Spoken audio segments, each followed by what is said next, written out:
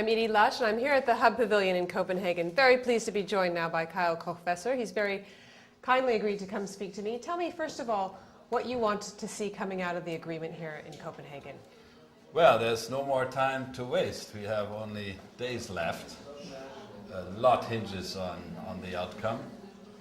Leaders are arriving. Well, what I understand where the negotiations are stuck or where they're not doing well yet, and I'm concerned, frankly, that requires action in 4 areas and real leadership. One is we will not get the level of ambition in terms of commitments by the developed countries, carbon emissions by 2020, that we need to keep global warming below 2 degrees centigrade. So we need now in a compromise text at the end, because the US, for example, will not be able to go beyond what's been discussed in Congress at this point.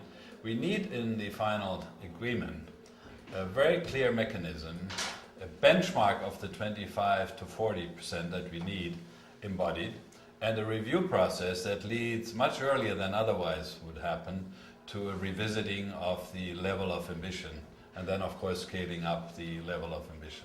That's number one.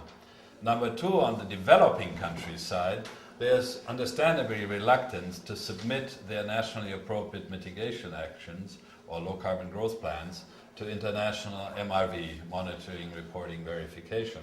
I think it's reasonable to ask that what becomes domestic legislation in these countries anyway, has to, because they have their national growth plans under preparation, should also be submitted to international registry and MRV process. We don't want to trade hot air. And I think that's only reasonable. All countries do that, irrespective of whether they get financial support from the richer countries or not in developing countries. Third, probably the most difficult one at the moment, where we desperately need leadership by Saturday night, is finance. And there will be a startup, fast start program, which I think probably in the order of 10 billion will be funded. And that's good to keep the momentum, to send the right message, and to get going on some critical areas, red forestry, for example, adaptation and so on. But there are much larger numbers required, the 65 to 100 billion that Project Catalyst has estimated. We need here an expert committee and a process design that, with general expressions of willingness to commit in future, enables the round. I like to call this now a round more than a single event of climate negotiations to return to that issue next year. But we need a large part, I'd like the number of 50 billion annually, to come from the developed countries going to the developing countries to finance incremental cost. Europe should come up with 15, 20 billion. I think in Europe many accept that now, but they're not putting it on the table yet, understandably. The US is still empty-handed. I think there's an act of leadership required this week by President Obama. And then we get that third one done. The fourth one is where I'm really worried that the UN process is simply discussing process, is the legal nature of the final agreement.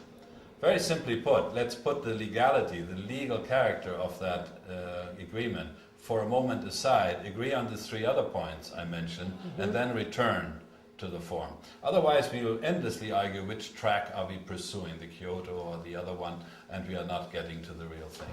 So that's my expectation. I think it's doable, but I hope we will see strong leadership by some countries. Tell me a little bit more about the financing aspect and how Deutsche Bank, how the private sector, do you think, can interact the best with the governments in order to continue the green economy? You know, what worries me in these discussions here is so often it's still the old aid debate. I mean, how much do you get from one country to the other country? And of course there's a big element for adaptation, etc. And I mentioned some of the numbers. But I don't see enough focus on market mechanism-based solutions. We believe that if you have an intelligent use of certain amounts of public money, and that come of course from taxpayers in the end, you can unleash much larger amounts of private money, private sector investments and financing, to the tune of, say, 5, 6, 7 times that amount. By public money intelligently used for certain guarantees, or to take a first loss equity position on certain projects, take away the policy risk. You know, many investments don't happen now in a big pipeline that exists in developing countries for renewables, for example, because we don't know what the future system will be. Right. If you take that policy risk out, you can get to the tune of 3-4 times the public money amount equity financing, and maybe 5, 6, 7 times debt financing for And it these decreases projects. the risk. And that should be, it decreases the risk. There is a first loss provision. And we have worked with McKinsey. Deutsche Bank can help structure that. This is doable. And it should happen immediately. Let's not waste time until we get to Mexico and all the rest. But let's make fast start really fast. Mr. Koch-Weser, thanks so much for coming in to the Hub Pavilion here in Copenhagen, and I'm Edie Lush.